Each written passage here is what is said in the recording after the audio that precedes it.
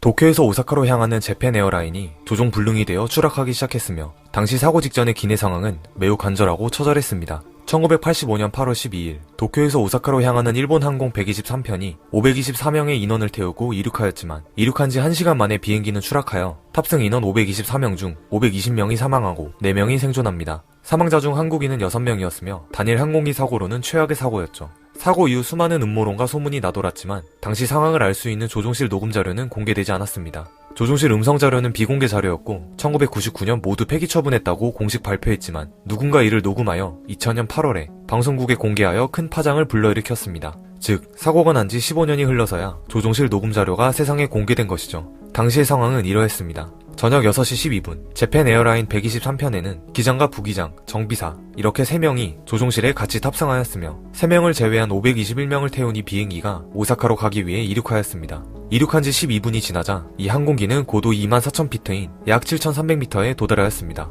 그리고 몇 초 뒤 기내에서 엄청난 폭발 소리가 들리는데 기장은 긴급 상황임을 직감하고 긴급 사태를 의미하는 스쿼크 7700 발신을 시작합니다.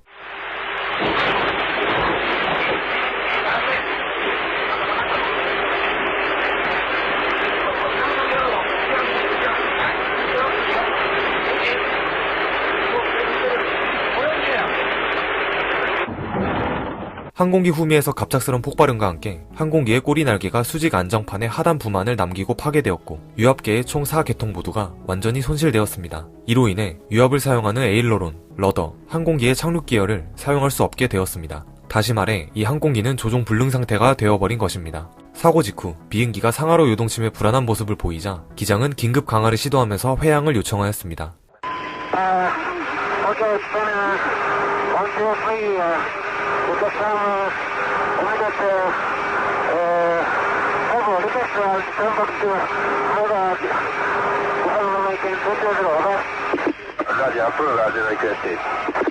비행기는 좌우로 매우 불안정하게 흔들리기 시작했고 기압이 낮아지자 객실에서는 자동으로 산소 마스크가 승객 좌석에 내려왔습니다. 사무장은 산소 마스크와 벨트를 착용하라는 방송을 시작하였습니다. 산소 마스크를 つけてください。ベルトはしてください。してください。体にしてください。이 사진은 사고 당시 한 승객이 산소 마스크가 내려온 모습을 찍은 사진인데 일본 항공 123편의 마지막 기내 모습입니다. 기체는 17분간 상공 6000m에서 비행을 계속하였으나 갑작스레 오른쪽으로 선회하면서 단번에 상공 4600m까지 하강하게 됩니다. 그리고 기체는 군마현 산악지대로 향하기 시작하죠.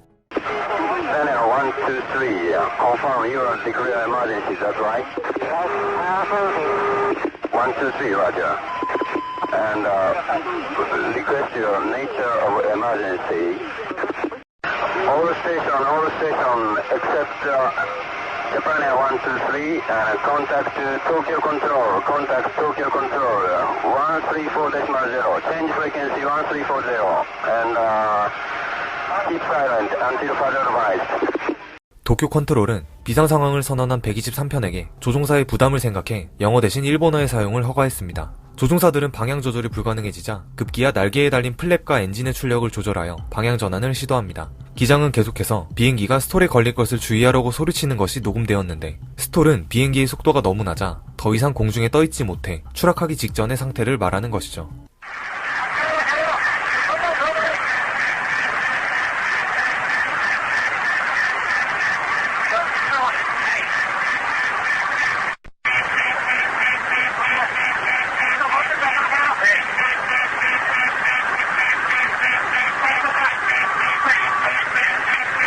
당시 30분 정도를 비정상적으로 비행했기 때문에 승객들은 앞으로의 일을 예감하고 유서를 남겼는데 항공기가 위아래로 매우 흔들리는 상황이라 종이에 쓰인 글씨는 모두 휘갈겨 있었습니다. 점점 고도가 내려가자 기장 역시 자신의 운명을 예감하고 혼잣말을 합니다.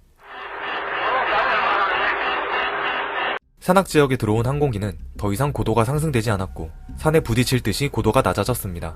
123편은 계속해서 하강하였고 급기야 대지 접근 경보장치가 작동했습니다. 마지막까지 조종사들은 산을 피하기 위해 필사적으로 노력했습니다.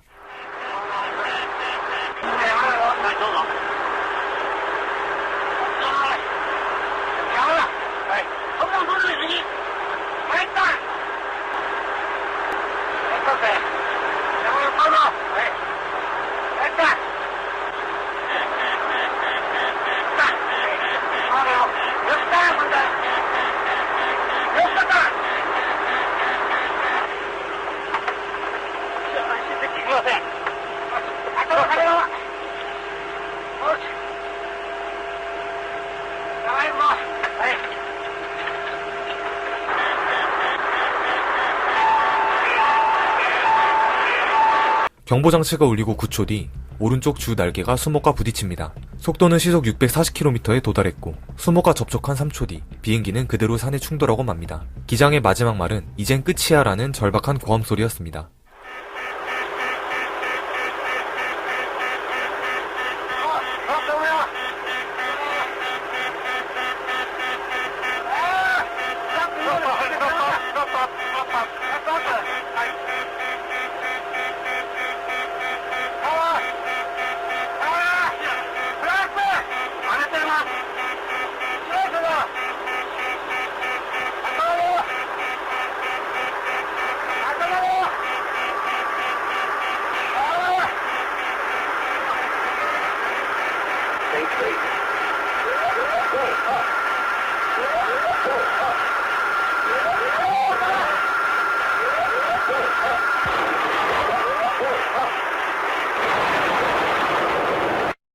기체는 형태가 알아볼 수 없을 정도로 파괴되었고 당시 비가 내리고 있어 기체에서 불이 나지는 않았습니다. 당시 생존자들의 말에 따르면 10명 정도는 추락 직후에 생존해 있었다고 하는데 항공기가 추락한 지 14시간 뒤에야 구조대가 도착하면서 상당수가 사망하게 됩니다. 시체 겉옷의 안주머니에서 유언이 발견되고 회사명이 적힌 봉투나 비행기표에 급하게 유언을 적은 흔적도 있었습니다. 사고 조사에서 밝혀진 추락의 원인은 정비 불량이었습니다. 사실 추락한 항공기는 7년 전에도 한번 사고를 일으켰는데 오사카 공항에 착륙 도중 기술을 너무 드는 바람에 테일 스트라이크, 즉 꼬리 날개가 바닥에 부딪혀 후미에 손상을 입은 적이 있었습니다. 하지만 이 사고 후 보강판 수리가 부실하게 이루어졌으며 느슨했던 나사는 계속된 비행의 압력을 이기지 못하고 빠져나가 버린 것이었습니다. 때문에 비행기의 방향을 조절하는 수직 꼬리 날개가 날아가 버렸고 유압 분배기가 터지면서 조종 능력을 상실한 것이죠. 심지어 이 비행기는 사고 직전까지 화장실 문이 잘 닫히지 않는다든지 바람이 새어든다든지 휘파람 소리가 나는 등 결함이 있었다고 합니다. 이것은 언젠가는 사고가 날 것을 암시하는 경고의 메시지였습니다. 이후 일본항공은 한화로 70억 원 정도를 조의금으로 지급했고 회장은 퇴임을 하게 됩니다. 그리고 부실한 수리로 520명의 목숨을 앗아가게 한 정비 총 담당자는 죄책감에 스스로 목숨을 끊었습니다. 녹음 파일이 공개되기 전까지 대부분의 여론은 기장에 대한 비난으로 쏟아졌고 그의 가족은 비난의 전화를 수없이 받아야 했습니다. 하지만 수년이 지나고 녹음 파일이 공개되자 조종사들이 사고 직전까지 필사적으로 노력했다는 사실을 인정받았죠. 이 사고 이후 일본항공은 현재까지 인명사고로 내지 않고 있습니다. 사고 지점에는 희생자를 위한 추모공원이 건립되었으며 이곳에서는 아직까지도 사고기의 잔해 부품이 발견되고 있다고 합니다. Okay, Houston, we've had a problem here. Can say again, please. Houston, we've had a problem. 1970년 4월 11일 미국 플로리다주 케네디 우주센터 제39 발사대에서는 나사의 아폴로 13호가 발사를 기다리고 있었죠. 사람들은 이번에도 성공을 믿어 의심치 않았습니다. 이미 2번이나 사람을 달에 보낸 나라였고 아폴로 프로그램은 완숙 단계에 접어들었기 때문입니다. 비행사령관 짐 러벨, 조종사 잭 스위거트, 그리고 프레드 헤이스 3명의 우주비행사는 훈련을 완벽하게 마친 상태였고 그들의 임무는 달의 프라마우로 고원에 착륙해 암석 샘플을 채취하고 귀환하는 것이었습니다. 한마디로 이것은 세 번째 달 착륙 미션. 하지만 정작 그들이 출발하는 순간 몇 가지 불길한 조짐이 이어졌습니다. 첫 번째는 사소한 교체였습니다. 원래는 우주선 사령선 조종사가 켄 매팅리였지만 비행 며칠 전 그는 홍역 바이러스에 노출된 것으로 알려져 교체됩니다. 그 자리를 대신하게 된 건 백업 요원이었던 잭 스위거트. 훈련은 받았지만 실전 투입까지는 상정하지 않았던 인물이었죠. 비행 직전 스위거트가 체크리스트에서 실수로 스위치를 잘못 누르는 장면이 있었습니다. 그 순간을 보고도 아무도 문제라고는 생각하지 않았고 그저 바쁜 일정 속에 벌어진 작은 실수로만 여겼죠.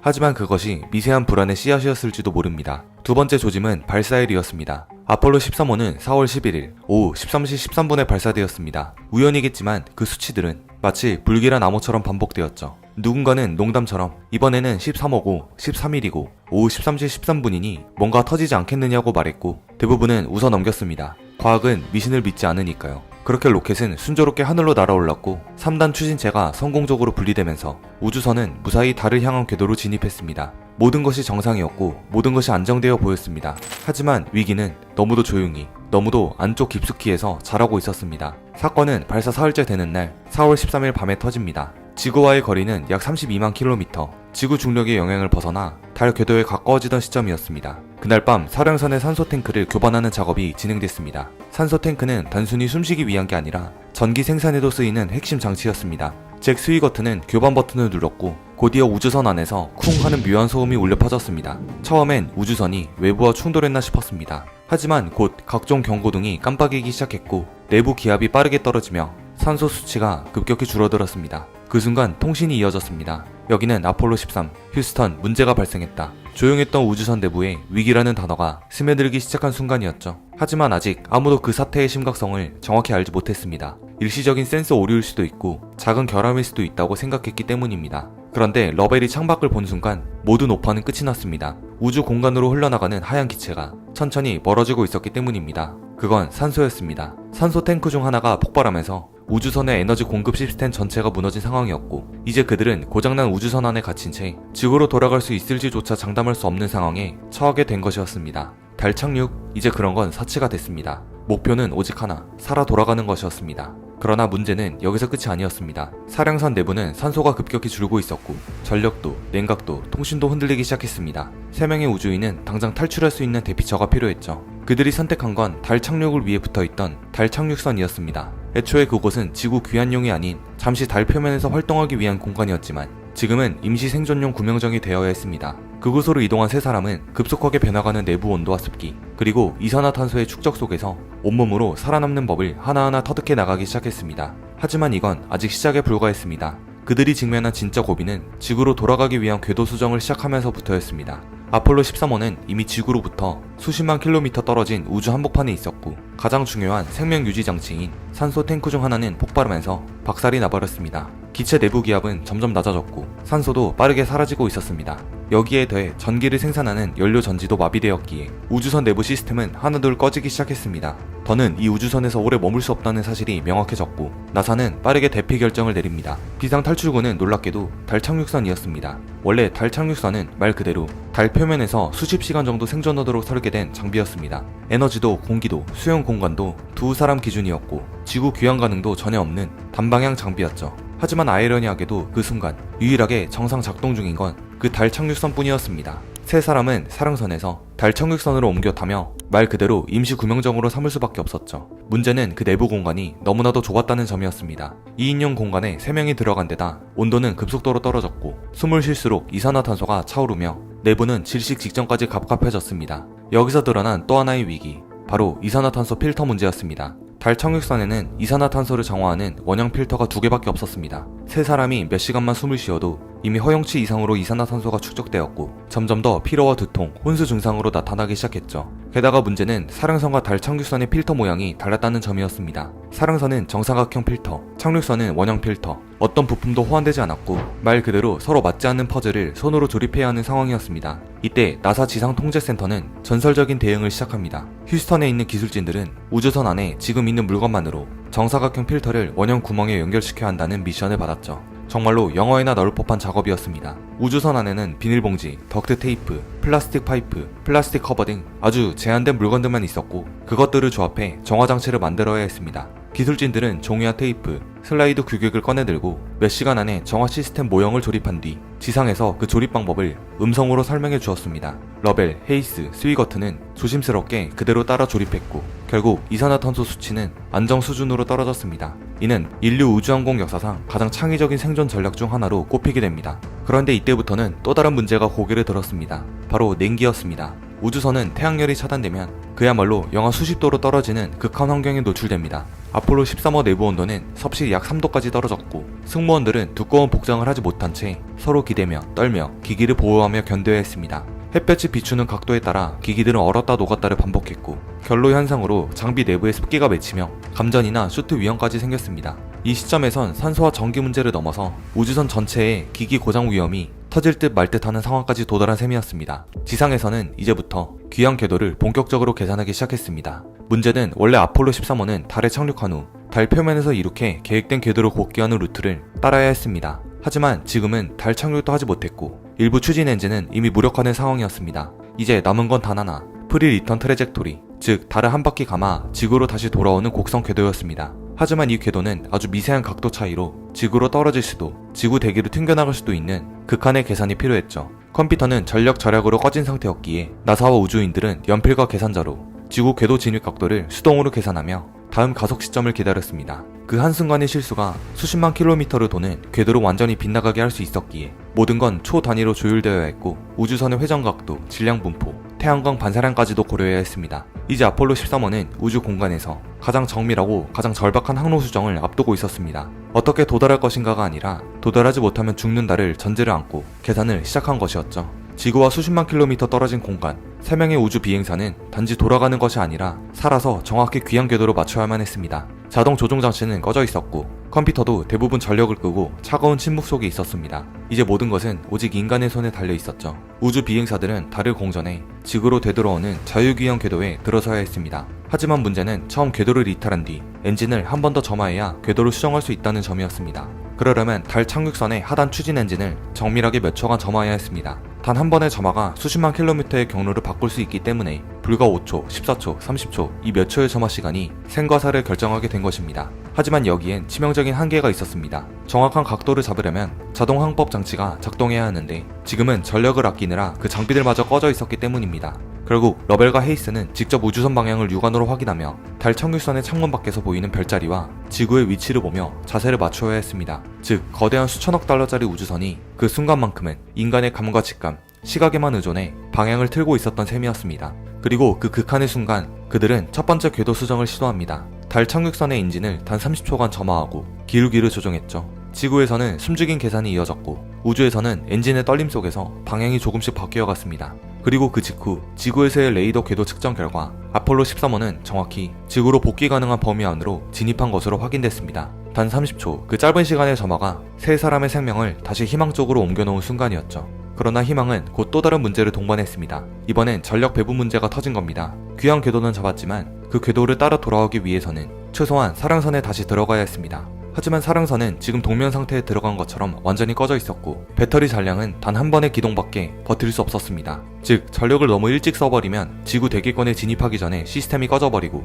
그럼 방향을 못 잡아 불타 사라질 수 있다는 뜻이었습니다. 그래서 나사는 다시 배터리 전력 관리 계획을 수립합니다. 이 과정에서 사령선 전력 시스템을 완전히 꺼버렸다가 지구 귀환 직전에 다시 켠다는 극단의 선택이 이루어졌습니다. 이는 정확히 예열된 시간이 아니면 부팅이 되지 않을 수도 있는 위험한 실험이었고 지금껏 우주비행사 누구도 사령선을 완전히 꺼놓고 다시 켜본 적은 없었기에 사실상 장비가 다시 살아날지 확신할 수 없었습니다. 한편 달을 한 바퀴 돌아 지구로 향하는 그 여정은 시간적으로는 4일 가까운 긴 여정이었지만 체감으로는 몇 년처럼 느껴졌다고 합니다. 내부는 냉동 창고처럼 차가웠고 비행사들은 젖은 양말을 신은 채 얼어붙은 손으로 기기를 만졌습니다. 체온이 떨어지면서 식욕도 사라졌고 3명이 나눠 먹을 수 있는 음식도 점점 말라갔습니다. 그 사이에도 나사는 지구 귀향 각도 조정을 위해 또 한 번의 짧은 엔진 점화를 계획합니다. 이 두 번째 점화는 달을 돌아 지구로 향하던 도중 소수점 한 자리까지 계산된 각도 수정을 위한 것이었습니다. 러벨은 조용히 조종관을 붙들었고 헤이스는 타이머를 맞췄으며 스위거트는 연료 압력을 주시했습니다.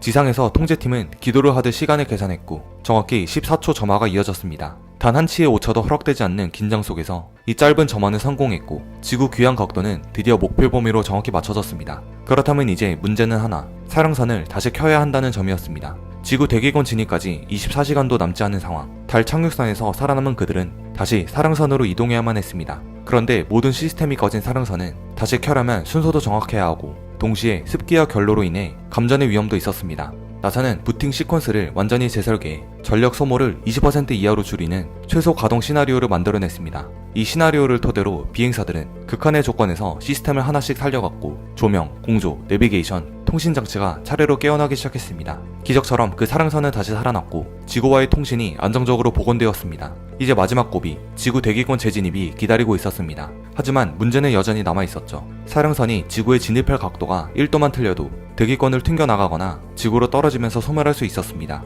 더군다나 대기권 진입 시 통신 두절 구간이 발생하기 때문에 정확히 몇 분 동안은 지상에서도 우주선의 생존 여부를 확인할 수 없었습니다. 이 극한의 순간이 다가오고 있었고 모두가 숨을 죽이며 지구 귀환을 기다리고 있었습니다. 아폴로 13호는 지구 궤도에 거의 진입한 상태였습니다. 이제 남은 건 사령선이 정확한 각도로 대기권에 진입하고 산채로 착수하는 것이었습니다. 하지만 누구도 끝을 장담할 수 없었습니다. 지구로 돌아오는 마지막 순간까지도 여전히 넘기 힘든 고비들이 기다리고 있었기 때문이었습니다. 그날 새벽 세 사람은 다시 사령선으로 이동했습니다. 며칠 동안 머물렀던 달 착륙선은 이제 곧 버려져야 할 구명정이 되었고 그 안에서 얼어붙고 다 젖은 몸으로 사령선으로 기어 들어가야 했죠. 사령선 내부는 마치 냉장고 같았습니다. 수분이 공기 중에 맺혀 벽면은 결로로 젖어 있었고 컴퓨터 패널에는 물방울이 맺혀 감전 위험도 존재했습니다. 전기 스파크 하나에 전체 시스템이 꺼질 수도 있는 긴박한 순간이었기에 모든 기기를 정확히 정해진 순서로 천천히 조심스럽게 켜야 했습니다. 나사는 지상에서 다시 부팅 순서를 계산했고 총 전력 사용량을 20A 이내로 억제하면서 통신, 항법, 조명, 낙하산 전개 시스템을 하나씩 점검하게 했습니다. 다행히 기적처럼 하나씩 시스템은 정상 작동을 시작했고 우주선은 마침내 대기권 진입 준비 완료 상태에 들어섭니다. 다음 절차는 달 착륙선과의 분리였습니다. 이 순간은 우주 비행사들에게 감정적으로도 큰 전환점이었습니다. 그 작은 착륙선, 애초에 달이 착륙하려고 붙어 있었던 그 장치가 오히려 그들을 살려낸 구명정이었으니까요. 하지만 이제는 지구 대기권 진입을 위해 무게를 줄이고 형태를 정비하기 위해 그 구조물을 분리해야 했습니다. 달 착륙선은 천천히 떨어져 나갔고 그 잔해는 지구 궤도를 벗어나 태양 궤도를 돌며 영원히 사라지게 됩니다. 그리고 그 순간 우주선은 초유의 궤도로 향해 서서히 자세를 잡아갔습니다. 그 다음 세 사람은 가장 두려운 구간을 앞에 두고 있었습니다. 바로 대기권 돌입, 그리고 통신 두절 구간이었습니다. 모든 우주선은 지구 대기권으로 진입할 때 엄청난 고온의 마찰을 견뎌야 합니다. 이때 발생하는 이온층이 모든 전파를 차단하기 때문에 약 4분간 지상과 통신이 완전히 끊깁니다. 아폴로 13호가 재진입하는 각도는 무려 6.5도에서 7.5도 사이에 극한 정밀도를 요구했습니다. 재진입은 세 사람이 할 수 있는 어떤 노력도 통하지 않는 시간, 모든 걸 걸고 궤도로 계산했던 그 계산의 정답이 맞는지만 확인하는 순간이었습니다. 보통 우주선이 재진입하고 통신이 복구되는 시간은 정확히 3분 30초 후, 하지만 그 시간이 지나도 아무 신호도 오지 않았습니다. 3분 50초, 아직도 침묵. 4분 10초, 통제센터는 숨조차 쉬지 못했습니다. 모두가 두 손을 모은 채 마치 기도하듯 모니터를 바라보며 기다리고 있었죠. 그리고 4분 17초, 무전기에서 드디어 희미한 소리가 들려오기 시작했습니다. 아폴로 13호의 조종사가 통신 범위로 재진입한 것이었습니다. 지구는 살아남은 그들의 목소리를 다시 들을 수 있게 되었고 지상에서는 박수와 환호, 눈물이 쏟아졌습니다. 우주선은 남태평양에 착수했고 기다리고 있던 미 해군 항공모함 이오지마호가 즉시 구조작전에 들어갑니다. 비행사들은 피곤하고 지쳐 있었지만 자력으로 해치를 열고 무사히 헬기에 의해 회수되었죠. 그리고 그 순간 전세계 모든 방송국이 아폴로 13호 기적같은 생환이라는 속보를 전하기 시작했습니다. 그날의 귀환은 인류가 처음 달에 발을 디딘 순간만큼이나 감동적이었습니다. 달에 내리지 못한 임무였지만 전 세계는 그 실패를 성공 이상의 가치로 기억하기 시작했죠. 왜냐하면 모든 시스템이 꺼지고 오직 사람의 손과 감각 그리고 계산으로 우주 공간에서 생존을 이루어낸 생환 작전이었기 때문입니다. 1970년 4월 17일 남태평양 해상 회색빛 헬기 안에서 3명의 우주비행사가 지구의 공기를 들이마시며 뱉은 첫마디는 놀랍게도 안도감보다 책임감에 가까웠다고 기록에 남아있습니다. 그들은 아직까지도 임무를 완수하지 못했다는 아쉬움을 지우지 못했죠. 그러나 그 순간 전 세계는 그들을 실패한 우주인이 아닌 살아서 돌아온 인류의 가능성으로 기억하고 있었습니다. 귀환 후 짐 러벨, 프레드 헤이스, 잭 스위거트는 국민적 영웅이 되었고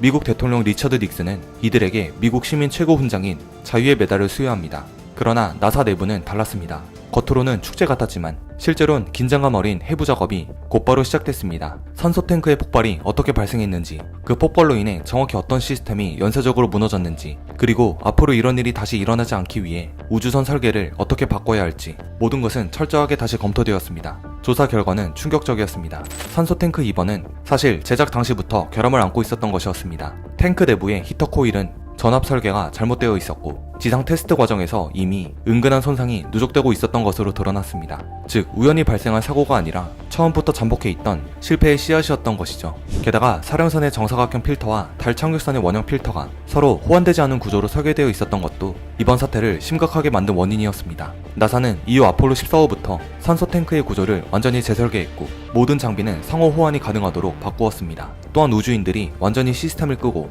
다시 부팅하는 절차를 정식 훈련 항목으로 포함시켰습니다. 아폴로 13호는 살아서 돌아오기 위한 매뉴얼이 처음으로 탄생한 사건이었습니다. 러벨, 스위거트, 헤이스 세 사람은 각자 다른 길을 걷게 됩니다. 러벨은 항공우주 산업계에서 리더십을 발휘했고 잭 스위거트는 훗날 정치계로 진출해 하원의원에 당선되었으나 암 투병 끝에 임기 시작 전 세상을 떠났습니다. 프레드 헤이스는 항공우주 방위산업에서 활동을 이어가며 우주 비행사로서의 경험을 기반으로 수많은 후배를 길렀습니다. 그들은 한 번도 달에 착륙하지 못했지만 가장 위험한 우주를 다녀온 사람으로 역사에 남게 됩니다. 이후 아폴로 14호부터는 달 착륙이 다시 성공적으로 이어졌지만 대중의 관심은 점차 식어갔고 아폴로 17호를 끝으로 인류의 달 탐사 계획은 잠시 멈춰서게 됩니다. 하지만 나사는 아폴로 13호 사건을 통해 다시 한번 기술 이상의 것을 배우게 되었습니다. 그것은 인간과 시스템 사이의 신뢰였고 사람의 손과 판단이 마지막까지 모든 걸 바꿀 수 있다는 교훈이었습니다. 지금도 나사의 비상훈련 매뉴얼에는 아폴로 13 시나리오가 그대로 들어가 있습니다. 전력이 끊기고 장비가 오작동하며 산소와 시간 모두 줄어들 때 어떻게 인간이 살아남을 수 있는가를 배우는 가장 현실적인 교과서가 되었죠. 그리고 2020년 사건 발생 50주년을 맞이하며 전 세계 우주기관과 언론들은 다시 한번 아폴로 13호의 생환을 조명했습니다. 그것은 단지 달에 가지 못한 이야기라기보단 죽을 수밖에 없는 상황에서 살아남은 이야기, 그리고 위기가 닥쳤을 때 사람이 어떻게 선택하고 행동하느냐를 보여준 인류의 이정표였기 때문입니다. 실패한 임무, 그러나 완벽히 성공한 귀환. 이 한 문장이 아폴로 13호를 대변하는 이유는 명확합니다. 그것은 결국 기술과 용기, 협업과 냉정함, 그리고 인간성까지 모두를 시험했던 가장 인간적인 우주 비행이었기 때문입니다.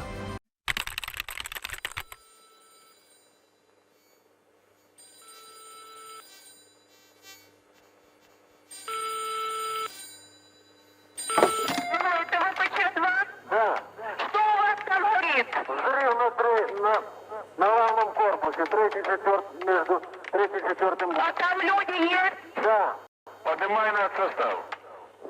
Поднимаю. Начальника поднял. Так всех, весь офицерский состав, офицерский корпус поднимай. 1986년 우크라이나 북부의 옛 도시 체르노빌에는 8년간 운영된 원자력 발전소가 있었습니다. 이 원자력 발전소에서는 총 4기의 원자로를 운영 중이었고 2기의 원자로를 추가로 짓고 있었죠. 그리고 그해 4월 25일 체르노빌 발전소에서는 새벽 1시가 넘도록 테스트가 진행 중이었습니다. 밤늦게 수행한 이 테스트는 소련의 RBMK 핵 발전시설 설계와 관련한 일종의 안전성 검사인데 한마디로 전력 공급이 끊긴 상황에서도 제어가 가능한지 확인하는 검사였습니다. 문제는 4기의 원자로 중 4호기였습니다. 4호기는 이번 안전성 실험을 위해 가동이 잠시 조정될 예정이었습니다. 당시 체르노빌 원자력 발전소의 출력은 100%였는데 4호기 원자로의 출력량을 30%까지 낮추기로 계획했던 것이었죠. 하지만 문제는 지금부터였습니다.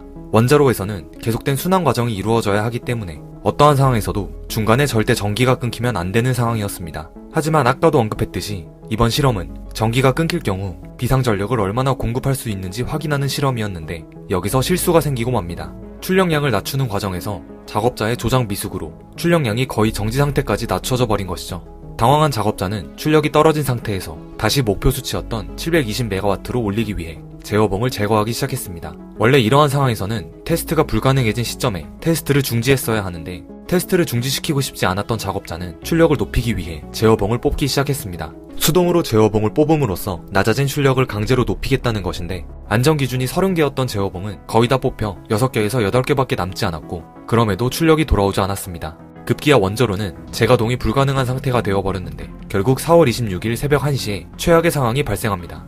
지극히 불안정한 상태에서 수동으로 뽑은 제어봉으로 인해 원자로의 출력은 급격히 상승하기 시작했습니다. 돌아오지 않던 출력이 어느 순간 말도 안 되게 치솟기 시작하자 작업자는 이를 제어하기 위해 뽑아냈던 제어봉을 다시 삽입하기 시작했습니다. 하지만 제어봉을 다시 삽입하는 데는 시간이 걸렸고 그 사이 원자로는 정상 출력의 100배 가까운 30만 메가와트로 뛰어 올랐습니다. 그리고 불과 몇 초 뒤 엄청난 출력을 이겨내지 못한 4호기 원자로는 땅이 흔들리는 폭발과 함께 결국 폭발하고 맙니다. 1200톤 무게의 원자로 덮개가 날아갔고 순식간에 히로시마 원폭에 400배 이상의 방사성 물질이 쏟아져 나왔습니다. Леонид Алексеевич. Да. Алло, Припять, 3 и 4 блок горит крыша в результате аварии взрыва. Взрыва, давай. Так уже подтвердили? Не подтвердили, авария там произошла у них. Это диспетчер Припяти сказала. Пожарная охрана. Алло, Иванков? Да. Значит, вы выезжаете в Припять? Алло. Да, я слышу. На атомную станцию выезжайте. Там 3-й и 4-й блок горит крыша. 사고 현장에 있던 수백 명의 작업자가 직사했고 다른 곳에 있던 기술자 또한 전신 화상을 입기도 하였습니다. 이렇듯 이 사고의 원인은 작업자의 제어봉 조작 실수, 무리한 안전성 검사 진행 등 여러 가지가 꼽히는데 심지어 작업자는 테스트가 도중에 중단되지 않도록 안전장치를 끈 상태에서 작업을 했다고 합니다. 사고 직후 소련 당국은 이 참사 사실을 즉각 외부에 알리지 않았습니다. 인근 주민들은 아무것도 모른 채 방사능 물질에 피폭당했으며 사고가 발생한 지 3일이 지나서야 지역 주민들은 대피하기 시작했죠. 주민들은 중요한 물품만 챙겨 서둘러 터전을 떠나야 했는데 그들의 고향은 지금까지도 사고 당시 모습 그대로 남아 있습니다. 또한 사고 당시 발생한 방사능 낙지는 체르노빌 주변에 있는 러시아, 벨라루스, 우크라이나 세 나라뿐만 아니라 유럽 곳곳으로 퍼지기 시작했습니다. 사고 지점으로부터 북서쪽으로 약 1200km 떨어진 스웨덴에서도 평소보다 6배가 넘는 전례가 없는 방사능이 검출되자 소련 정부에 해명을 요구하기도 하였으며 이 소문이 전 유럽에 알려지자 그제서야 소련은 뒤늦게 사실을 인정했습니다. Все вы знаете, недавно нас постигла беда. Авария на Чернобыльской атомной электростанции. Всем, кто пострадал от этой беды, кого постигло личное горе. 소련 정부는 초유의 사고를 수습하는 것도 쉽지 않아 엄청난 대가를 치러야 했습니다. 그리고 이 최악의 원자력 사고는 한 국가를 넘어 다른 광범위한 지역으로 피해를 주는 최고 사고 등급 7단계를 기록하게 됩니다. 사고 발생 7개월 후 소련 정부는 마지막 수단으로 콘크리트 30만 톤과 철근 1만 톤으로 원자로를 봉쇄했습니다. 이미 발전소 반경 30km 내는 방사능에 오염되었고 수많은 소방관이 치사량의 방사능 노출을 무릅쓰고 사고 원자로 봉쇄 작업에 동원됐습니다. 당시 화재 진압과 정화 작업에 사용한 장비들은 모두 그곳 주변에 폐기 처분하였죠. 하지만 체르노빌 사고 그 자체는 사오기의 참극으로 끝난 게 아니었습니다. 우크라이나 정부는 국내 에너지 부족을 이유로 나머지 3개의 원자로 운전을 계속 가동하는데 1991년에는 2호기 원자로가 심하게 손상되어 화재가 발생했습니다. 그리고 2000년이 되어서야 나머지 모든 원자로를 정지시켰죠. 더 큰 문제는 이들의 이런 노력에도 시간이 지나면서 방사능에 노출된 환경이 불러일으킨 변화입니다. 우선 사고 이후 출생한 많은 우크라이나 아이들은 각종 질병에 시달렸습니다. 유전자 돌연변이부터 신체 대부분의 기관이 비정상이었고 면역체계도 무너져 있었습니다. 무거운 짐을 안고 살아가게 된 이 아이들은 안타깝게 남들보다 빨리 생을 마감하게 되었고 그때부터 시작된 유전적 질병과 죽음은 지금까지도 끝나지 않고 있습니다. 당시 거주하고 있던 주민들은 현재도 반년에 한 번 정도 정기적 건강진단을 받고 있어 건강에 대해 불안을 가지고 살고 있습니다. 일부 남성들은 머리카락이 빠지거나 여성은 수염이 진해지는 증상을 호소하는 사람이 있었죠. 또 다른 문제는 오염된 식물들이 자라서 오염물질을 배출하게 되었다는 것입니다. 현재 체르노빌 인근은 식물들이 많은 변이를 일으키고 있는데 특히나 발전소로부터 10km 내에는 방사능을 빨아들인 소나무들이 전부 빨갛게 변색되어 죽어버렸고 다시 자라난 나무들은 땅에서 방사능 물질을 내뿜고 있죠. 결국 이곳은 정화 노력에도 불구하고 세계에서 가장 심하게 오염된 지역 중 하나로 자리 잡고 완전한 유령 도시가 되었습니다. 2016년에는 기존의 콘크리트판을 대체하고 체르노빌 원자로를 완전히 봉인하기 위한 강철 덮개가 완성되었습니다. 1조 8천억을 들여 만든 이 덮개로 원자로에서 나오는 방사선 물질을 향후 100년간 완전히 막을 계획이라고 하죠. 사실 사고 이전의 체르노빌 발전소에서는 기술적인 문제로 인한 원자로의 긴급 정지가 1980년부터 사고 당시까지 총 71건이 일어난 것으로 알려졌습니다. 그러나 소련 측에서는 이러한 결함과 사고를 감추고 폭발 직전까지 체르노빌 발전소를 세계에서 가장 안전한 원자력 발전소 중 하나로 홍보하고 있었습니다. 즉, 한 사람의 안일함이 아닌 그동안 켜켜이 쌓인 문제로 참사가 빚어진다는 것을 일깨워준 것이죠. 사고 후 체르노빌은 그 자체로 소련 실패의 상징이 되었습니다. 그리고 세계 각국은 체르노빌의 어두운 역사를 통해 안전에 대한 경각심을 다시 한번 강하게 받게 됩니다.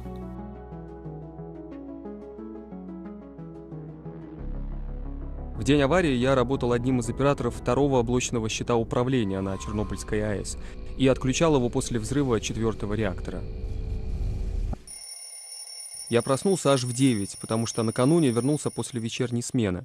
Поэтому сразу уснул и ночного взрыва не слышал. Я взял нашу 2-летнюю дочь и пошел гулять. Я до сих пор считаю, что это было моей самой большой ошибкой. Я дошел до окраины города. Оттуда была видна ЧС, руины 4-го реактора. И вот тогда я понял, что произошло что-то страшное. Я схватил ребенка и побежал домой. Дома я сказал на улицу не выходить, закрыть окна, мыть все раствором марганцовки. Вечером я должен был заступить на смену. Я не сомневался, что должен это сделать. А кто бы тогда локализовывал аварию? Я не смог бы потом жить с этим.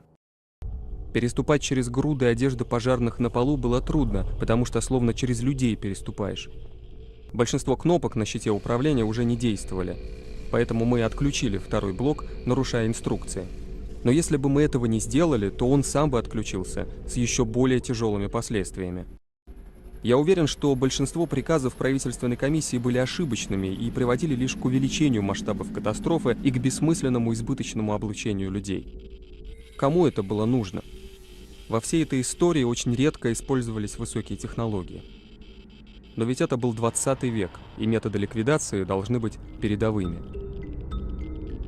2011년 3월 11일, 이날 일본 도호쿠 지방의 태평양 연안은 상상조차 할 수 없었던 대재앙의 현장이 되었습니다. 강도 9.0, 지구의 축조차 뒤흔들었다는 일본 관측 역사상 최대 크기의 대지진이 발생한 것이었죠. 건물이 흔들리고 땅이 갈라지는 그 순간 일본 전역은 멈춰버렸습니다. 하지만 이것은 단순히 시작에 불과했습니다. 사람들은 이 지진이 초래할 지옥문이 열릴 것이라곤 꿈에도 상상하지 못했죠. 강도 9.0의 지진의 위력이 얼마나 거대했는지 약 400km 떨어진 도쿄에서도 건물이 흔들리고 시민들 모두 진동을 느낄 정도였고, 오키나와 제도를 제외한 일본 본토 전체가 진도 1 이상 관측될 정도였는데요. 이 지진의 여파로 인해 발생한 10m가 넘는 대형 쓰나미가 시속 700km의 속도로 후쿠시마 현을 강타하여 그 유명한 후쿠시마 원전 사고가 발생하기도 했습니다. 이는 이후 더 큰 재앙으로 커져 현재까지도 사건 수습이 진행 중입니다. 지구의 축이 변화될 정도의 어마어마한 지진, 약 2만 명의 사상자와 50만 명에 가까운 이재민이 발생한 세계 역사상 손꼽히는 자연재해, 바로 2011년 동일본 대지진입니다. 지리적으로 태평양판, 유라시아판, 필리핀판, 북미판 총 4개의 대륙판이 만나는 접점부에 위치한 일본은 옛날부터 지진이 자주 발생하는 지역 중 하나였습니다. 근대에 들어서도 수십만 명의 피해자가 발생한 1923년 관동 대지진과 약 5만 명의 피해자를 낳은 1995년 고베 대지진 등 크고 작은 지진들이 일본 전역을 괴롭히고 있죠. 그렇기에 일본은 평시에도 지진에 대한 관측 시스템이나 발령 시스템, 그리고 건물 피해를 최소화하는 내진 설계 기술이 다른 나라들보다 발전되어 있지만 2011년 동일본 대지진은 그러한 일본인들의 노력을 산산조각 낼 정도로 무시무시한 위력을 자랑했습니다.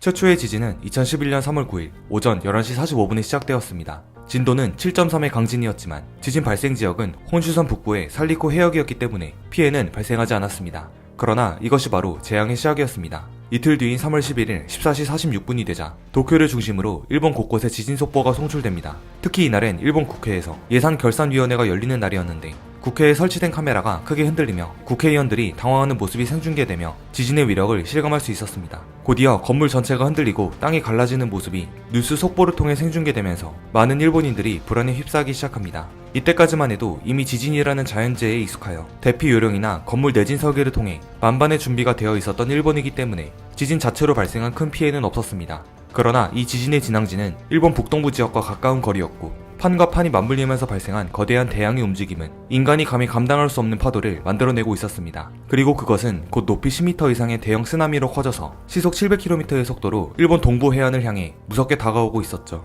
곧바로 동북부 지방의 해안 도시들은 쓰나미 경보를 발령하고 주민들을 대피시키는 방송을 내보냈고, 많은 주민들이 높이 10m 이상의 건물 옥상이나 고지대를 찾아 대피하였습니다. 주민들은 관측기관이 예측대로 쓰나미의 규모가 7m 정도로 올 것이라 믿었고, 고지대로 대피한 사람들은 나름 안심을 하고 있었지만 해안가를 향해 돌진하는 쓰나미는 육지에 다다를수록 크기가 더 커져 약 15m에 달하는 대형 쓰나미로 변신했습니다. 이와테, 미야키, 후쿠시마의 동북부 지방 3개의 현은 가장 직접적인 피해를 입었으며 해안가에 살고 있던 수십만 명의 사람들이 미처 대피하지도 못한 채 쓰나미에 쓸려버립니다. 그나마 몇 시간 전에 쓰나미 경보 발령을 듣고 고지대로 대피한 주민들조차 예상치를 훨씬 뛰어넘는 쓰나미의 규모와 속도에 속수무책으로 지켜볼 수밖에 없었으며 3층 건물 정도의 낮은 지대 옥상으로 대피한 주민들은 그보다 더 높은 쓰나미가 덮치는 바람에 대부분 실종되어 버립니다. 시속 700km의 대자연의 분노는 해안가에 있는 모든 것을 휩쓸며 밀려들어왔고 단 몇 분 만에 도시를 초토화시켰습니다. 일반 가정집은 물론이고 건물까지 쓰나미에 떠내려가고, 빨리 대피하고자 차량을 이용했던 피난민들 또한 엄청난 속도의 쓰나미에 희생되고 맙니다.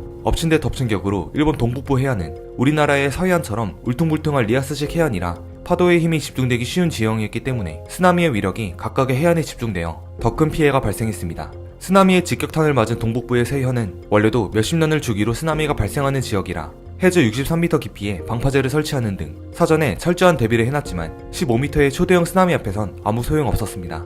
쓰나미는 동북부 지방 해안을 넘어 내륙 지방까지 도달했으며 최대 6km까지 침범해 들어왔다고 합니다. 해안가에 위치한 센다이 공항에도 쓰나미가 덮쳐 활주로가 완전히 잠기는 모습이 공항 이용객들에 의해 촬영되어 공개된 적이 있고, 이미 해안가를 덮치면서 온갖 물체들로 뒤섞여 검은색이 된 쓰나미가 드넓은 센다이 평야를 덮치는 모습은 마치 재난영화에 나올 정도로 공포스러웠습니다. 그리고 대자연 앞에서는 사고가 나서는 안 될 그 장소 또한 예외는 없었습니다. 쓰나미가 바로 후쿠시마 현에 위치한 원자력 발전소까지 덮쳐버린 것입니다. 지진을 사전에 감지한 원자로는 안전을 위해 자동적으로 모든 전력을 차단했습니다. 그리고 발전소로 이어주는 외부 송전솔로 또한 차단하여 자체적으로 냉각수가 작동될 수 있도록 비상발전체계가 발동되었죠. 지진이나 쓰나미로 인해 전력이 차단되면 원자로를 가동시킬 수 없는 것은 당연하기에 사전에 이러한 조치를 취해놓은 것입니다. 그러나 후쿠시마 원자력 발전소가 한 가지 간과한 것이 있으니 바로 쓰나미로부터 발전소를 지켜주는 방파제의 높이였습니다.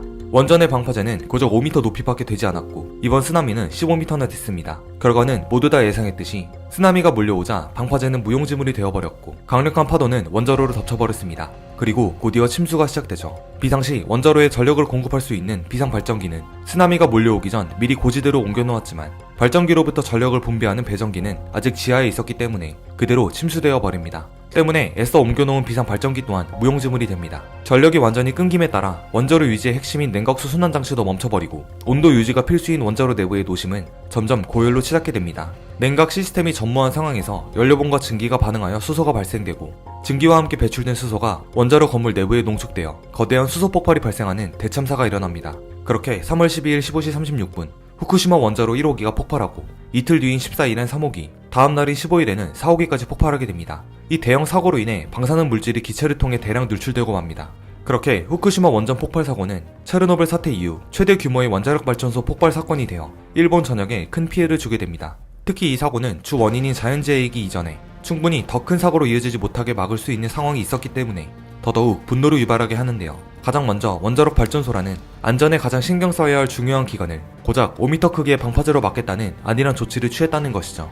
심지어 지진과 해일이 수시로 발생하는 지역인데도 불구하고요. 또한 가장 결정적인 오판은 원자로의 냉각수 순환장치가 작동 불능이라는 것을 알았을 시점에 해양수를 투입해 열을 식히는 방법이 있었음에도 불구하고 도쿄 전력 측은 다른 방법으로 충분히 냉각장치를 가동할 수 있다며 골든타임을 놓쳐버린 것입니다. 해양수를 투입하면 냉각수 역할을 대신할 수 있지만 원전은 아예 사용할 수 없게 되는데 이 때문에 발생할 엄청난 피해 금액을 우려했기 때문입니다. 도쿄전력은 사태 발생 직후 수십 명의 직원들을 투입하여 원자로를 냉각하기 위해 노력했지만 결국 수습하지 못한 채 핵연료가 녹아내리는 현상을 지켜볼 수밖에 없었습니다. 이 과정에서 현장에 투입된 직원들이 그대로 방사선에 노출되었고 그중 3명은 고농도 노출로 중환자실로 이송되었습니다. 이처럼 도쿄전력의 오판 때문에 사태는 사상 최대의 원전 폭발 사고라는 돌이킬 수 없는 강을 건너게 되었고 그 피해는 고스란히 일본과 주변국들이 받고 있습니다. 원전 폭발 사고로 인해 다량의 방사성 물질이 누출되는 바람에 후쿠시마현 지역은 물론이고 상당수의 주민들과 농작물, 더불어 해양생물까지 오염되어 엄청난 고통을 받게 되었습니다. 사상 초유의 초대형 쓰나미로 인해 일본 동북부 지역의 태평양 연안 일대는 쑥대밭이 되었습니다. 이 중 미야기현의 이시노마키시와 게산노마시는 시 단위로 가장 큰 인명피해를 낸 도시이기도 합니다. 평야에 위치한 도심 시가지는 쓰나미가 아예 쓸어버릴 수준이고 언덕 위에 위치한 대피소까지도 덮쳐버려 안전하게 대피한 줄만 알았던 피난민들의 목숨까지 앗아가 버렸습니다. 도시가 이 정도인데 대피시설이 더욱 열악한 시골 지역의 피해는 더 심했습니다. 미야기현의 미나미 살리쿠라는 마을은 인구 17,500여 명 중 절반에 가까운 8,000여 명이 사망 및 실종될 정도로 큰 피해를 입었습니다. 이와테현의 최남단에 위치한 인구 2만여 명의 리코젠 타카타시도 괴멸적인 타격을 입었습니다. 쓰나미에 휩쓸린 도시에는 집 뼈대만이 초라하게 남아있고 사태 이후 진입한 구조팀은 해안가에서 400여 구에 달하는 시신을 발견했다고 합니다. 이 도시에서 생존이 확인된 인원은 불과 5,000명 수준으로 나머지 인원들은 모두 사망하거나 실종되고 맙니다. 이 지역의 피해가 특히 극심했던 것은 앞서 언급했듯이 울퉁불퉁한 리에스식 해안으로 인해 쓰나미의 위력이 좁은 해안가에 집중되었기 때문입니다. 이와테현의 카마이시시 히코자키초에서 목격된 쓰나미는 무려 55m 높이였으며 그 외에 다른 지역도 최소 30m 이상의 쓰나미가 몰려왔다고 합니다. 한편 모든 해안가 마을들이 대형 쓰나미 아래 무력하게 초토화되어 가는 와중에 어느 한 마을은 쓰나미의 직격탄을 맞고도 단 한 명의 사상자도 없이 멀쩡하게 버틴 기적과도 같은 사례가 있어 화제가 되기도 했습니다. 마을의 이름은 바로 이와테현에 위치한 인구 2,500명의 작은 촌인 후다이무라. 후다이무라는 해안까지의 거리가 불과 1.7km밖에 떨어져 있지 않아 쓰나미의 위협을 고스란히 받을 수 있는 위치였습니다. 그러나 마을로 들어오는 강 하구에 설치해 놓은 15.5m의 후다이 수문 덕분에 높이 15m의 쓰나미를 온전하게 막을 수 있었죠. 따라서 후다이무라 주민들은 쓰나미로부터 전혀 피해를 입지 않았습니다. 중요한 원자력 발전소가 있던 후쿠시마 원전도 5m짜리 방파제를 설치해 쓰나미를 거의 막지 못했는데 어떻게 이 작은 마을에 15m가 넘는 수문이 설치되어 아무도 예상하지 못한 대형 쓰나미를 막을 수 있었을까요? 후다이 수문을 설치한 인물은 40년간 후다이무라의 촌장을 지낸 와무라 고토쿠입니다. 그는 재임 기간 중 몇 차례의 쓰나미로 인해 마을 주민들이 큰 피해를 입을 것을 두 눈으로 목격했고 수십 년을 주기로 쓰나미가 마을을 덮칠 것이라는 사실을 간파했습니다. 따라서 다시는 자연재해로부터 마을 사람들을 잃으면 안 된다라는 신념으로 절대 쓰나미가 넘을 수 없는 높이의 수문을 건설하기로 결심하죠. 와무라는 1967년 5,837만엔이라는 엄청난 예산을 들여 오타나베 방조제를 건설했고 임기 말년엔 35억 6천만 엔을 들여 높이 15m의 후다이 수문까지 건설했습니다.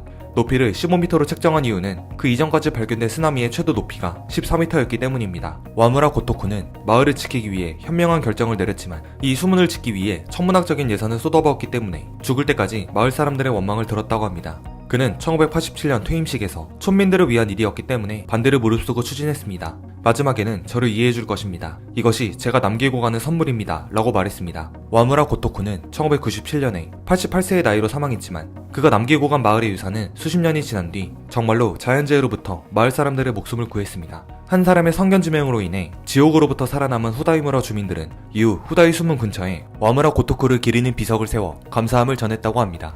동일본 대지진과 그로 인해 발생한 쓰나미는 일본 전역에 씻을 수 없는 상처와 트라우마를 남겼습니다. 1945년에 원자폭탄 2방을 맞고 폐전할 당시에 충격과 맞먹을 정도였죠. 지진과 해일로 인한 직접적인 사망자만 2만 명을 웃돌았고 삶의 터전을 잃고 강제로 고향을 떠난 피난민들만 해도 50만 명에 육박할 정도였습니다. 이 사태로 인해 일본 정부는 9조 968억엔이라는 피해 금액이 발생해 경제적으로도 심각한 타격을 입었습니다. 설상가상으로 지진 해일의 여파로 발생한 후쿠시마 원자력 폭발 사고는 엄청난 양의 방사능 누출로 인해 13년이 지난 현재까지도 완전히 수습되지 못하였습니다. 이렇듯 후쿠시마 현에는 귀한 곤란구역, 즉 사람이 거주할 수 없는 지역이 아직도 꽤 남아있는데요. 일본 정부는 이곳에 다시 사람이 살 수 있도록 방사능 오염 제거에 힘을 쓰고 있다지만 정화된 지역은 전체 면적의 10%도 미치지 못한 수준이라고 합니다. 따라서 4만 명이 넘는 피난민들이 고향에 돌아가지 못하고 일본 전역에 흩어져 피난 생활을 하고 있는 실정입니다. 거대한 자연재해 앞에 인간이 얼마나 무력한 존재인지 여실히 드러났던 2011년 동일본 대지진. 오늘의 영상은 여기까지입니다. 1983년 7월 23일 여느 여름날처럼 평온했던 캐나다의 하늘. 오타와에서 이륙한 에어 캐나다 143편은 승객 61명과 승무원 8명을 태우고 엘버타주의 에드먼턴을 향해 날아가고 있었습니다. 기종은 보잉 767-233, 당시 캐나다 항공사 최초로 도입된 최신 기종이었죠. 문제는 이 비행기의 조종실 안에서 시작됐습니다. 이륙한 지 약 1시간이 지난 오후 8시, 조종석 경고음이 울리기 시작합니다. 경고등에는 연료 압력 이상 표시가 깜빡이고 있었고 순간 조종사와 부기장은 즉각 매뉴얼을 확인했지만 이상하게도 연료 계기판은 정상 수치를 유지하고 있었습니다. 하지만 얼마 지나지 않아 두 번째 연료 펌프도 고장 신호를 보내더니 비행기는 갑자기 조용해졌습니다. 양쪽 날개에 달린 두 개의 엔진이 모두 동시에 정지해버린 겁니다. 엔진이 꺼졌을 때 조종실 안은 순식간에 조용해졌습니다. 모든 계기판이 꺼지고 무전이 들리지 않았습니다. 갑자기 전력 전체가 꺼지자 승객들이 타고 있던 객실 안에서도 엔진 소리는 완전히 사라지고 안내방송도 들리지 않았습니다. 객실 승무원들도 상황을 파악하지 못한 채 모두 안전벨트를 매고 자세를 낮추라고 반복하며 지시하기 시작했죠. 이후 객실 끝에서 승객 중 한 명이 창밖을 보고 엔진이 꺼졌어, 팬이 안 돌아가 라고 외치며 혼란이 확산되기 시작했습니다. 몇몇 승객은 바닥에 무릎을 꿇고 두 손을 모았습니다. 당시 고도는 약 12,000m, 비행기로는 거의 최고 순항 고도에 해당하는 높이입니다. 성층권의 가장자리에 위치해 있으며 사람이 숨을 쉴 수 없는 고도였죠. 순항 고도에서 완전히 무동력 상태로 공중에 정지한 민항기는 활강을 시작했고 활강 속도는 수백 킬로미터에 달하는 속도로 매우 빨랐습니다. 문제는 조종사들도 왜 연료가 고갈됐는지를 이해하지 못하고 있었다는 겁니다. 그들은 분명 이륙 전 연료량을 확인했고 연료는 충분한 것으로 보고됐습니다. 그런데 도대체 왜 비행기는 말라붙은 연료통을 달고 1만 미터 상공에서 활공하고 있었던 걸까요? 조종실에서는 곧이어 모든 계기판이 정지하는 심각한 사태가 벌어졌습니다. 연료 펌프가 작동하지 않자 전기 개통도 하나둘 멈춰섰고 비행기는 레이더도 자동 항법도 기압 계기조차 사용할 수 없게 됩니다. 완전히 눈 가리고 하늘을 나는 상황이었죠. 전기를 잃은 항공기는 조종사 손에 힘이 실리지 않으면 방향조차 바꾸기 어려웠습니다. 당시 보잉 767기는 새로 도입된 항공기로 전통적인 계기판 대신 전자 디스플레이 방식으로 전환된 상태였습니다. 하지만 엔진 정지와 함께 전기 공급이 끊기자 계기판은 보이지 않았고 조종사들은 거의 눈에 의존해서 활강 각도를 계산해야 했죠. 여기서 로버트 피어슨 기장이 믿기 어려운 선택을 합니다. 그는 글라이더 조종 경험이 있었습니다. 글라이더는 엔진 없이 하늘을 나는 비행기인데 말 그대로 자기 힘으로 날 수 없고 처음엔 높은 곳에서 떨어지거나 다른 비행기나 바람의 힘을 빌려서 뜬 다음 그 이유는 공기의 흐름과 조종사의 기술만으로 활강하며 날아갑니다. 엔진이 없기 때문에 연료를 소비하며 날지도 않고 소리도 거의 없고 오직 기체의 형태, 바람, 중력, 공기 저항을 이용해 흘러가듯 나는 비행기죠. 다행히 이 기장은 속도, 고도, 지면과의 거리를 모두 감각적으로 계산해 착륙 지점을 잡는 훈련을 받은 적이 있었습니다. 그의 머릿속엔 단 한 가지 생각만 맴돌았습니다. 어디에 착륙할 수 있을까? 당시 위치는 캐나다의 고속도로 한복판. 하지만 고속도로는 불가능했습니다. 게다가 해는 곧 지고 있었고 시야는 급속도로 어두워지고 있었죠. 이때 한 가지 가능성이 떠올랐습니다. 김리 공군기지. 캐나다 정중앙쯤에 있는 매니토바주 김리에는 오래된 공군 활주로가 있었고 당시 민간 공항으로는 사용되지 않던 곳이었지만 평평한 지형과 지붕 없는 공간이 존재한다는 점에서 마지막 희망이 될 수 있었습니다. 그런데 이 활주로에는 또 하나의 문제가 숨어 있었습니다. 그날 김리 활주로는 레이싱 트랙으로 사용 중이었습니다. 자동차 클럽이 임시 대회를 열고 있었고 활주로 한복판엔 가족 단위 관람객들과 차량들이 자리 잡고 있던 상황이었죠. 조종사들은 그 사실을 알지 못했습니다. 그들에게는 김리 공항이 그저 지금 도달할 수 있는 유일한 활주로였을 뿐이었습니다. 문제는 아직 끝이 아니었습니다. 글라이더 상태의 비행기가 활강에 들어갈 때 공기 저항과 낙하 각도를 조정하는 데 사용되는 중요한 장치가 있습니다. 그런데 그 장치조차 작동하지 않았습니다. 피어슨 기장은 이제 모든 자동 시스템이 꺼진 상태에서 오로지 눈과 손, 감각에 의존해 활강 각도를 조절해야 했고 최종적으로 김리 활주로에 정확히 닿게 만들어야 했습니다. 그의 조종관 조작은 그야말로 인체의 한계를 시험하는 순간이자 한 사람의 감각이 수십 명의 생명을 쥐고 있던 극한의 순간이었죠. 8000m 상공에서 엔진 없이 활강하던 에어 캐나다 143편은 그렇게 시속 300km에 가까운 속도로 김리 상공에 진입하게 됩니다. 하지만 활주로 끝엔 관람객들이 서 있었고 비행기는 그 위로 곧장 돌진해 들어갔습니다. 착륙 1, 2분 전쯤 레이싱 차량을 정비 중이던 한 참가자가 저 멀리서 거대한 비행기가 빠른 속도로 다가오는 걸 목격합니다. 처음엔 구름인가 싶었지만 곧 그 형태가 보잉 767임을 인지하고 사람들에게 소리치며 아이들을 안고 도망치는 장면이 있었습니다. 기수는 너무 낮았고 바퀴는 아직 내려가지 않았으며 뒷날개는 과도한 하중을 받고 있었습니다. 착륙 직전 부기장이 마지막 브레이크 레버를 체크하며 바퀴 아직 안 내려갔어 라고 외쳤고 기장은 수동으로 돌려 지금 바로 라고 말하며 직접 착륙 각도를 조정합니다. 피어슨 기장은 마지막 30초 내외의 순간에 기체를 살짝 옆으로 틀며 사람과 차량이 없는 활주로 측면으로 기수를 돌렸습니다. 활주로 절반은 사용 불가한 상태였고 한쪽 끝에는 드래그 레이스 출발선과 장애물 구조물도 있었습니다. 이 때문에 비행기는 뒷바퀴 한쪽만으로 접지했고 앞바퀴는 강하게 흔들리며 활주로 중간쯤에서 뒷 타이어가 파열되는 충격도 있었습니다. 그럼에도 불구하고 비행기는 사람이나 구조물과 단 한 번도 충돌하지 않고 멈춰섰습니다. 착륙 지점으로부터 단 몇 미터 앞에는 어린이 자전거 경주 트랙과 관람객 차량이 위치해 있었습니다. 피어슨 기장에 마지막 각도 조정이 없었다면 비행기 바퀴가 사람을 그대로 덮쳤을 수도 있었죠. 피어슨 기장이 마지막 순간에 보여준 조종 기술은 수많은 비행 전문가들이 나중에 보고서에조차 불가능한 수준이었다고 기록할 만큼 극적이었습니다. 그렇게 비행기는 착륙에 성공합니다. 승무원들은 즉석에서 승객들을 탈출시키기 위해 좌석 쿠션을 이용하거나 비상구문을 밧줄처럼 활용해야 했습니다. 불시착이었지만 놀랍게도 그날 탑승자 69명 전원이 생존했습니다. 그 가운데 부상을 입은 사람은 10여 명에 불과했고 그나마 대부분은 착륙 충격이나 슬라이드 미작동으로 인한 경미한 타박상이었죠. 에어 캐나다 143편은 역사상 가장 극적인 엔진 꺼진 비행기 착륙으로 기록됩니다. 그렇다면 도대체 왜 이런 일이 벌어진 걸까요? 비행기는 정비된 상태였습니다. 그런데 연료가 바닥났습니다. 어떻게 이럴 수가 있었지? 계산이 틀렸나? 연료를 넣었는데 왜 없어진 거지? 이건 엔진 고장이 아니었고 정비 불량도 아니었습니다. 비행기의 연료 탱크는 완전히 말라 있었고 그건 누군가가 제대로 된 양을 넣지 않았다는 뜻이었죠. 그렇다면 과연 누가 그 제대로 된 양을 잘못 계산한 걸까요? 사건의 실마리는 이륙 몇 시간 전으로 거슬러 올라갑니다.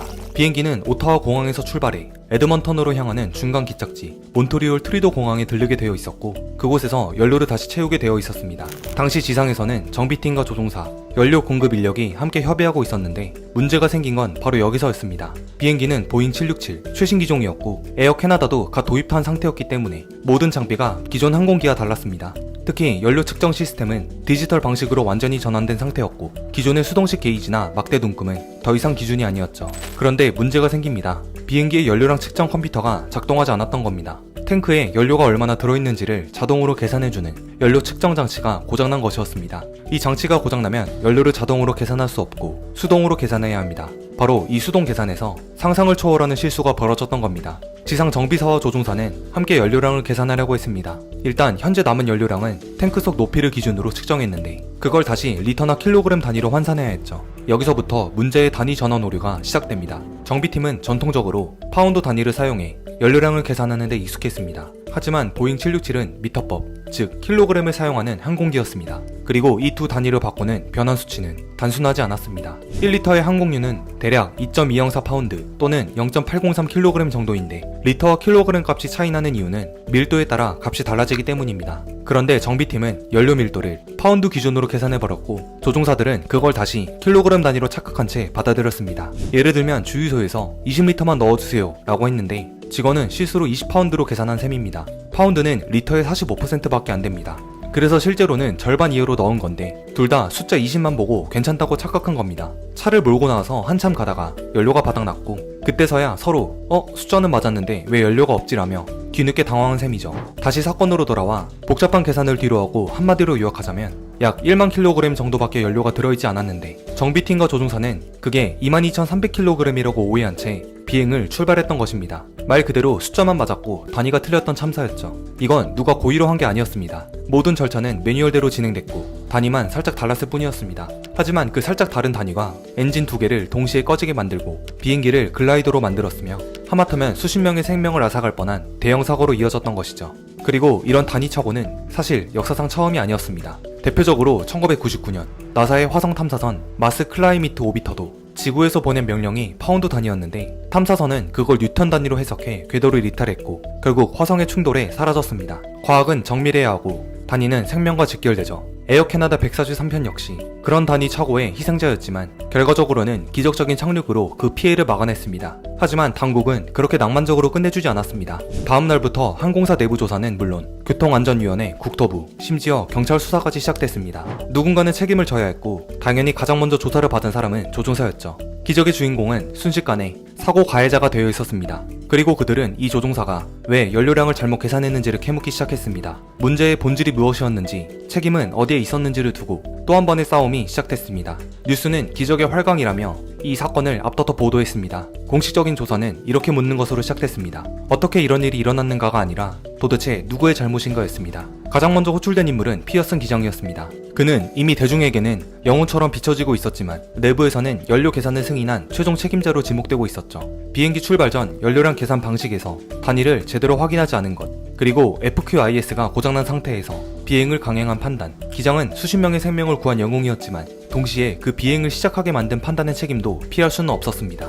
에어 캐나다는 사고 몇 주 후 피어슨 기장과 부기장 모두에게 감봉 조치를 내리고 일정 기간 비행 정지를 통보합니다. 이 결정은 대중적인 반발을 낳았고 언론들은 일제히 기적을 만든 사람에게 벌을 주는가라는 논조로 기사를 쏟아냈죠. 당시 항공업계 내부에서도 의견이 갈렸습니다. 일부는 규정을 어겼다면 아무리 좋은 결과라도 책임은 져야 한다고 주장했지만 다른 한편에서는 그의 조종술이 아니었으면 수십 명의 생명이 위험했을 것이라며 징계 자체가 부당하다는 반응을 보였죠. 결국 피어스는 징계 기간을 마치고 복직했으며 그 이후로도 몇 년간 비행을 이어가다가 은퇴했습니다. 이 사건을 계기로 캐나다 항공청은 전면적인 연료 단위 시스템 점검에 나서게 됐고 정비사 교육, 조종사 재량 기준, 그리고 수동 연료 계산 매뉴얼까지 모두 새롭게 바뀌게 됩니다. 에어 캐나다 143편 불시착 사건, 다른 말로 김리 글라이더 사건은 그렇게 기적으로 끝난 게 아니라 전 세계 항공업계의 안전 시스템을 바꾸는 전환점이 되었던 것이죠.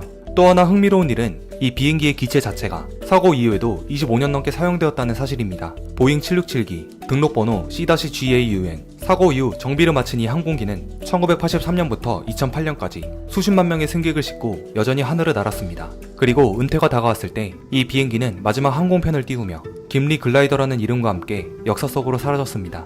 이 사건은 우리가 흔히 지나가는 작은 숫자 하나가 얼마나 큰 결과를 만들 수 있는지, 그리고 그 작은 오류를 누군가가 어떻게 기적처럼 수습해냈는지를 보여준 실화였습니다. 에어 캐나다 143편은 오늘날에도 여전히 항공교육 교과서에서 위기 대응 사례로 등장하며 파일럿 훈련 시뮬레이션에서도 무동력 착륙 모델로 활용되고 있습니다. 그리고 그 중심엔 수동 계산의 실수와 인간 손끝의 감각이 만들어낸 역사상 가장 극적인 착륙이 남아있습니다. 등산에 미쳐있는 이 남자의 이름은 아론 렐스턴입니다. 미국 카네기 멜론 대학교에서 기계공학을 전공한 그는 틈만 나면 장비를 챙겨서 미 전역의 험난한 산을 정복하러 다녔습니다. 2003년의 어느 날 아론은 어김없이 트레킹 장비를 챙기고 수통에는 물을 가득 채워서 또 다른 산을 정복하기 위해 떠납니다. 그가 도착한 곳은 유타주에 있는 블루존 캐니언. 그는 먼저 가지고 온 차량을 세워둔 뒤 자신을 촬영할 카메라의 배터리를 확인하고 안전 로프와 주머니칼을 챙겨 험준한 산맥으로 출발합니다. 차량 위치와 오늘 등반할 암벽 산맥까지는 꽤 거리가 있었기 때문에 아론은 산악용 자전거를 타고 이동하기 시작합니다. 수 킬로미터를 달린 뒤 그는 드디어 암벽지대에 도착하게 되고 주변 나무에 자전거를 묶어놓고 신발끈을 단단히 조여맵니다. 인적은 물론이고 야생동물조차 자취를 감춘 원시 지구 같은 이곳은 아론에게 천국과도 같은 공간이었습니다. 드넓은 미국 땅의 암벽 산맥이라 휴대전화는 당연히 터지지 않았기 때문에 휴대폰은 챙기지 않았고 그저 설레는 마음으로 협곡 안으로 들어갑니다. 뾰족한 암벽 곳곳을 날다람쥐 마냥 누비는 아론에게 이곳은 거대한 놀이터나 마찬가지였습니다. 수백 미터 깊이의 협곡을 뛰어다니고 오를 수 있는 수준의 경사가 있으면 여지없이 맨몸으로 암벽을 등반했죠. 그러나 원숭이도 나무에서 떨어지는 법. 신나게 암벽을 타던 아론이 실수로 발을 헛디뎌 수미터 협곡 안으로 빠지게 되었는데, 이때 바위 하나가 같이 떨어지면서 아론의 팔을 지디기게 됩니다. 떨어진 아론은 큰 부상을 입지는 않았지만 떨어진 바위가 오른쪽 팔을 깔아뭉개며 완전히 옴짝달싹 못하게 되었습니다. 그는 잠시 정신을 차리고 현재 상황을 파악합니다. 인적이 드문 블루존 캐니언의 바위 협곡 속에서 그가 가진 물품이라고는 안전루프, 랜턴, 싸구려 주머니칼, 1리터 남짓한 물, 그리고 자신을 촬영할 카메라 하나였습니다. 휴대전화는 애초에 가지고 오지 않아서 구조 요청을 할 수 없었고, 늘 트레킹을 떠날 때 주변인들에게 행선지를 말하지 않는 특이한 습관이 있었기 때문에 현재 그가 어디에 위치해 있는지 알고 있는 지인들 또한 전무했죠. 아론은 이 협곡 아래 꼼짝없이 갇혀버렸습니다. 천국이 지옥으로 변해버리는 순간이었습니다. 아론은 먼저 바위에 낀 오른손을 빼내려고 힘을 쓰지만 너무 단단히 끼어있어 아무리 힘을 줘도 고통만 더 커질 뿐이었죠. 다른 방법을 곰곰이 생각한 그는 비교적 자유로운 왼손으로 주머니 칼을 꺼냅니다. 바위를 천천히 깎다 보면 팔을 뺄 수 있겠다는 생각에 그는 주머니 칼로 서서히 바위를 깎기 시작합니다. 그러나 바위는 아주 단단했고 깎이기는커녕 오히려 주머니 칼이 갈려나갈 정도였습니다. 바위 틈에 단단히 끼어버린 오른팔을 꺼내는 방법은 없었습니다. 정말 딱 하나의 방법이라면 오른팔을 절단하는 방법이 있었지만 아론은 당연히 이 방법만큼은 피하고 싶었습니다. 그는 계속해서 바위를 깎아보고 오른팔을 움직이는 등 안간힘을 다했지만 그럴수록 아론의 체력은 바닥나고 계속해서 갈증만 날 뿐이었습니다. 또한 언제까지 살아있을지 모르는 상황에서 그는 남아있는 물도 아껴 마셔야 했습니다. 날이 저물어 두 번째 날이 되고 밤이 지나 세 번째 날이 되면서 그에게 있던 물은 점점 바닥나게 됩니다. 그의 말에 의하면 사고 후 12시간이 흘렀을 때는 극심한 고통 속에서 현실을 인정하고 받아들이기 시작했고 3, 4일째부터는 몽롱함 속에 빠지며 희열과 환희에 빠져드는 정신적 체험을 했다고 합니다. 결국 바위 틈에 낀 지 5일차 때 그에게 있던 물이 전부 바닥나 버리면서 그는 자신의 소변으로 갈증을 해결해야만 하는 상황에 이르게 되죠. 점점 썩어가는 오른팔과 바위는 여전히 요지부동이고 식량도 없이 오직 물로만 5일을 버틴 아론은 이제 죽음의 문턱에 도달했습니다. 상황이 점점 최악으로 치닫자 아론은 서서히 죽음을 받아들이기로 합니다. 주머니 칼로 암벽 옆면에 자신의 이름과 생일, 그리고 예상 사망일을 새겼고 카메라를 켜서 가족들을 향한 자신의 마지막 작별 인사를 촬영합니다. 엄마 아빠 미안하고 사랑합니다. 저는 제 자신을 증명하기 위해 모험을 하러 다녔지만 저는 이제 죽을 거예요. 5일 동안 죽을 힘을 다해 버틴 아론은 이제 탈수와 고열로 인해 정신이 혼미해져 갔습니다. 그리고 두 눈을 감고 인생에 있던 모든 것들을 회상하기 시작하였죠. 그간 무심코 지나쳤던 것들부터 소소한 일상들, 지나갔던 유년기의 추억, 아픔만 남기고 떠나갔던 이성에 대한 그리움과 증오, 삶의 끈을 놓아버리기로 한 바로 그때 아론은 정말 시도하고 싶지 않았던 최후의 방법을 마지막으로 시도해보기로 결정합니다. 그 방법은 바로 오른팔을 절단하는 것이었습니다. 이성이 완전히 마비될 것만 같은 지옥의 장소에서 살아야겠다는 일념으로 한 가닥 남아있는 정신을 부여잡은 것이죠. 이제는 정말 팔을 절단하는 방법밖에 남아있지 않은 아론. 그는 먼저 등산 때 사용하는 고무 빨대와 로프를 사용해서 오른팔에 단단히 묶었습니다. 피를 지혈하기 위한 수단이었죠. 그리고 닳아버린 주머니 칼을 꺼내서 천천히 오른팔을 자르기 시작합니다. 영상에서 이 과정을 자세히 설명할 순 없지만 그는 이루 말할 수 없는 고통을 참아가며 홀로 고군분투하였습니다. 나중에 그는 이 순간을 회상하며 오른팔에 뼈가 2개나 있는 줄 몰랐다. 정말 절망적이었다. 라고 말하기도 했습니다. 장장 40분이라는 시간 끝에 그는 결국 오른팔을 절단해냈고 좁은 바위 협곡에서 탈출하여 그토록 원하던 자유를 얻게 됩니다. 이제 남은 건 탁 트인 곳으로 나가 구조 요청을 보내는 것. 아무리 손수 지혈대를 만들어 출혈을 방지했다고 하지만 팔을 절단하는 과정에서 꽤 많은 피를 흘렸던 탓에 아론은 정신이 혼미해져 가고 있었습니다. 협곡에서 벗어나 도움을 요청할 사람들을 찾았지만 아무도 보이지 않았고 오른팔이 절단된 상태에서 험난한 블루존 캐니언의 암벽지대를 홀로 벗어나야 했습니다. 그렇게 뜨거운 햇빛을 그대로 받으며 20m 높이의 절벽을 로프 한 줄에 의지한 채 하강하기도 했던 그는 불굴의 생존 사투 끝에 드디어 인근 지역을 등반하던 한 네덜란드인 가족을 만나게 됩니다. 거의 죽기 직전이었던 상태에서 네덜란드 가족은 급하게 구조대를 요청했고 아론은 물을 제공받으며 죽음의 문턱에서 살아남게 되죠. 훗날 구조대가 증언하기를 아론이 구조될 당시 그의 몸에서 피가 25%나 빠져나간 상황이라서 아마 조금만 더 늦게 발견되었다면 과다출혈로 사망했을 것이라고 합니다. 그렇게 아론은 구조대의 헬기를 통해 병원으로 이송되었습니다. 후에 아론이 직접 촬영한 캠코더 화면과 기억을 토대로 엮은 책에는 당시 상황에서 자신이 어떤 생각을 하였는지 적혀 있었는데요. 그 내용은 다음과 같았습니다. 좋아 아론, 그렇게 하는 거야. 넌 할 수 있어. 나는 이전의 생각은 잊어버리고 세차게 출렁이는 감동의 물결을 향해 나아갔다. 그렇게 하지 않는다면 서서히 다가오지만 분명한 죽음을 기다리는 방법밖에는 없음을 알기 때문에 나는 행동을 하면서 죽음의 위험과 마주하는 쪽을 택했다. 시간이 흐른 뒤 아직 사고 현장 바위 틈에 끼어있던 아론의 오른팔이 관계당국에 의해 회수되어 아론에게 전달되었습니다. 그리고 건강을 회복한 그는 자신을 죽음으로 인도할 뻔한 이 신체의 일부를 화장 처리했고 그 젤을 다시 사고 현장에 가서 뿌렸다고 하죠. 사고 이후 아론은 자신의 경험담과 생존기를 자서전으로 출간했고 이 자서전을 바탕으로 2010년에는 127시간이라는 영화도 제작됩니다. 2009년에는 이전부터 교제해온 여자친구와 결혼하여 이듬해에는 첫 자녀도 얻습니다. 그는 오른팔을 잃었지만 여전히 세계 곳곳을 누비며 트레킹을 즐긴다고 합니다. 물론 예전과 다르게 가족과 주변인들에게 자신의 행선지를 꼭 밝히고 혹시 모를 사태에 대비한 생존용품도 철저히 챙긴 채 말이죠. 또한 자신의 경험을 바탕으로 미 전역을 돌아다니며 동기부여 강연자로도 활동합니다. 아무에게도 도움을 청할 수 없는 죽음의 문턱 속에서 우리는 어떠한 선택을 할 것이냐는 메시지를 통해 많은 사람들에게 희망을 전파하고 있죠. 다음은 그가 강연 때 얘기한 내용의 일부입니다. 우리 인생에서 갑자기 큰 바위들이 떨어져 아무것도 하지 못하는 상황에 처할 때 우리는 어떤 선택을 할 수 있을까요? 아마도 이 큰 바위가 왜 나에게 떨어졌을까를 원망하면서 어떻게든 밀어내려고 할 것입니다. 하지만 밀어낼수록 바위는 더 강하게 조일 것입니다. 상황을 후회만 하며 그대로 죽을 것인가? 그 상황을 받아들이고 큰 고통을 감수하며 위기를 탈출할 것인가는 여러분들의 선택에 달려 있습니다. 우리는 자신이 생각하는 것보다 훨씬 큰 능력이 있습니다. 단지 그것은 큰 바위들을 마주쳤을 때 발견할 뿐입니다.